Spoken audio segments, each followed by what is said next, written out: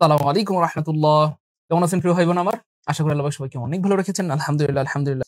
তো sentence correction বলতে কিন্তু এরকম নির্দিষ্ট কোনো টপিকের নাম না, বা এটা এরকম কোনো ইন্ডিভিজুয়াল টপিক নাই। জাস্ট সমস্ত টপিক থেকে যতগুলো গ্রামাটিক্যাল টপিক রয়েছে সবগুলো টপিক মিলিয়ে এই টপিকটা বানানো হয়। অর্থাৎ কিছু ভুল অথবা এরর দিয়ে দিবে, যে এই ভুলগুলো আপনাকে সংশোধন করতে হবে। এটার নাম হচ্ছে ভাই সেন্টেন্স কারেকশন। বিসমিল্লাহ।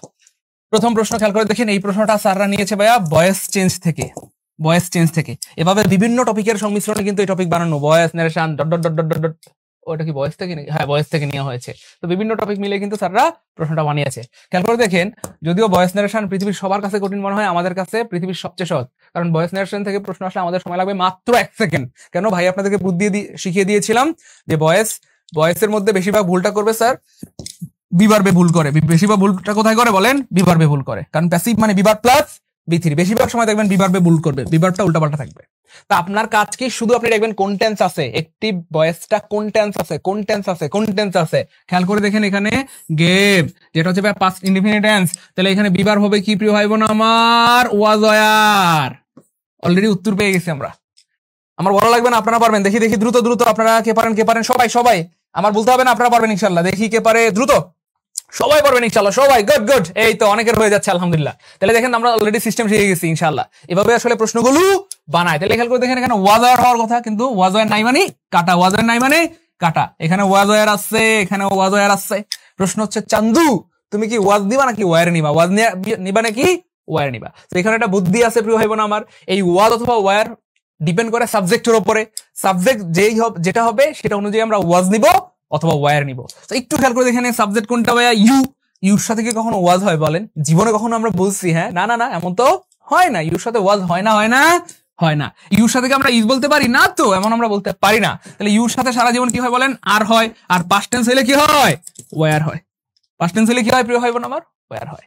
এভাবে আসলে প্রশ্নগুলো বানায়। তারা হচ্ছে একটু দুষ্টুকুইল টাইপের, আমি আগে বলেছি প্রিয় ভাই বোন আমার। স্যাররা কি করবে? এই যে উল্টাপাল্টা বিভার্বগুলো উল্টাপাল্টা করে রাখবে। মনে রাখবেন, প্যাসিভের একেবারে 90% সমস্যাই থাকে বিভার্বে, বা আরো বেশি 99% সমস্যাই দেখবেন বিভার্বে থাকে। বিভার্বটা উল্টাপাল্টা দেওয়া থাকবে।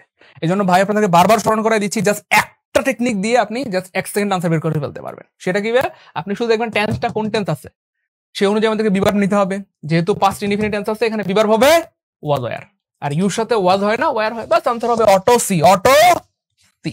1 নাম্বারটা ক্লিয়ার হলে কমেন্টে লিখতে হবে 1 কে আলহামদুলিল্লাহ। এই 1 নাম্বারটা ক্লিয়ার হওয়া মানে কিন্তু একটা ক্লিয়ার হওয়া না প্রিয় ভাই বোন আমার। একটা ক্লিয়ার হওয়া মানে এই টাইপের শত শত হাজার হাজার লাখ লাখ প্রশ্ন আপনি আনসার করতে পারবেন। প্রমাণ দিব? চলেন একটু প্রমাণ দিই। এই দেখেন, প্রশ্নটা চাইলে কিন্তু স্যাররা এখানে এভাবে বানাইতে পারতো। কথার কথা ধরেন, who give you, who give you.